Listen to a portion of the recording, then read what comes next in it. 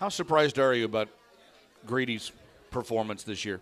Did you even have any inkling at all that he'd come out and average a double-double? I think, like most people, I knew he had talent, but I was skeptical that he would reach it to the level that he has by this time of year. I was kind of hopeful that by his junior or senior year, he'd be averaging a double-double for us. But I knew that it's a kid who has an incredible amount of confidence in his game, sometimes to a fault, but it's also what makes him good. And if he can understand and get a taste of how well he's playing and want more, where you're coming in at night after your classes, you're coming in early before study hall, and you're working on different parts of your game because you don't just want to be a good player, you want to be a great player, then that feeds over to the rest of the team. And once you get that, and now your freshmen come in the next year, and they watch Jermaine Peterson, they watch Marshawn Brooks, they watch guys like Sherrod Curry put in the extra time. They go, oh, this is what being in the Big East is about. This is what being at Providence is about. Now we really start going, and now we've got a program and a team and players that are going to be playing at the next level. And because I know our fans love watching them play at Providence, but it'll be even nicer maybe to some people to be able to see how Ryan Gomes turned into a pro and as a person.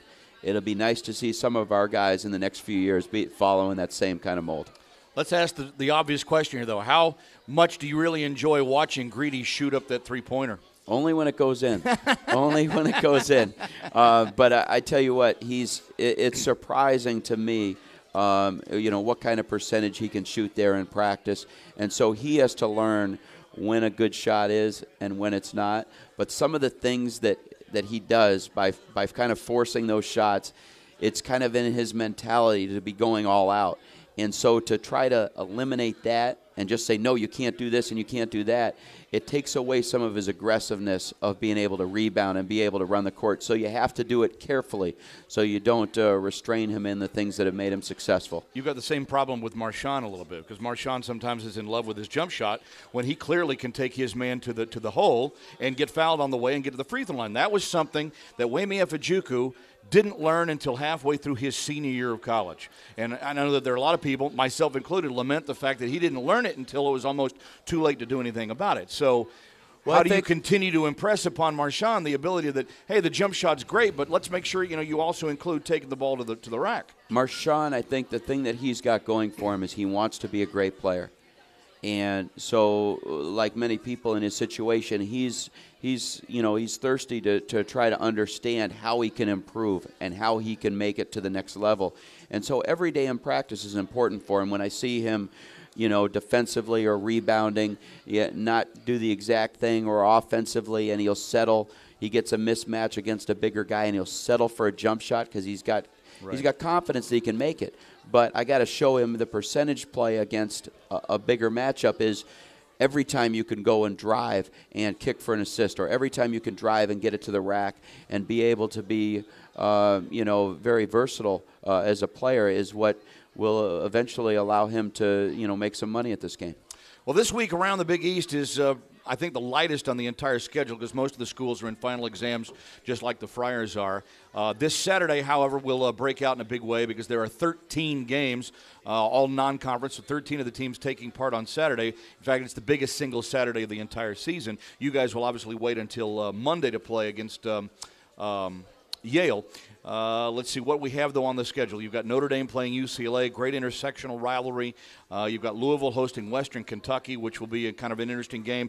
Same night you guys were struggling with Iona, Louisville got whacked by Western Carolina. Well, and their schedule, might be a little bit demanding, for some of the injuries that they've gone through. And Western Kentucky, I've watched some of their scores, and they've got a very good team. So I'm sure they're going to have their hands full. Yeah, they're very, I watched him in a clinic this year at Ohio, the Ohio High School State Association clinic, right, and did a great job. And you can understand what his philosophy is. And I think the coaches that I admire and like to watch, you understand what their team's about. You understand how they're going about it, and he's definitely got that program on the rise. We have talked about some of the new names and new faces that you'll be seeing around the Big East Conference this year as well. There are a few more that are just now getting ready to become eligible for their teams as the first semester is ending and the second semester starting. Ibrahima Thomas is eligible as a transfer at Cincinnati. Big kid kid from Oklahoma State. Obviously, UConn's getting a Ter Majuk, the big 6'11" kid who immigrated from Sudan. DePaul is adding a guard by the name of Jimmy Drew. Gilbert Brown returns to Pittsburgh after returning from a preseason injury. Keon Lawrence and Jeff Robinson at Seton Hall. And Villanova will welcome back Reggie Redding, who was a part of that Final Four team last year. So some of these names familiar, others are not, but they're all talented. Well, I don't think there's any doubt that, the Big East, although we might not be as highly regarded as last year, will probably be rated higher.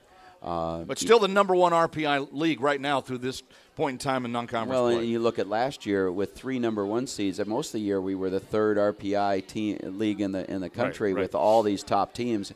And so you understand that with the RPI ranking of the number 1, that means the teams in the bottom have really had success. Now Rutgers and DePaul have fallen on hard times as of late with injuries to their best post player. And they'll probably be ready for when we play them, unfortunately. But I think that'll take them a little bit of a hit, but then they'll be back for Big East play. And I think really down the line, don't be surprised this year when there's a lot of upsets in the league, when there's a DePaul or a Rutgers or South Florida or a team, hopefully Providence, that plays some of the teams that are top 2 or 3, and it won't be as much of a surprise as when we beat Pittsburgh last year. It'll be more commonplace to have more parity in the league, and I think that's good for the league over the long haul. Well, just as a point of reference, right now, Big East teams are 120 wins and 29 losses against non-conference opponents. That's almost 81% success rate. At this same date last year, Big East teams were 116 and 29. Same amount of losses, but 4 more wins this year. So obviously you're on the right track. And you're 9-6. Big East teams are 9-6 against top 25.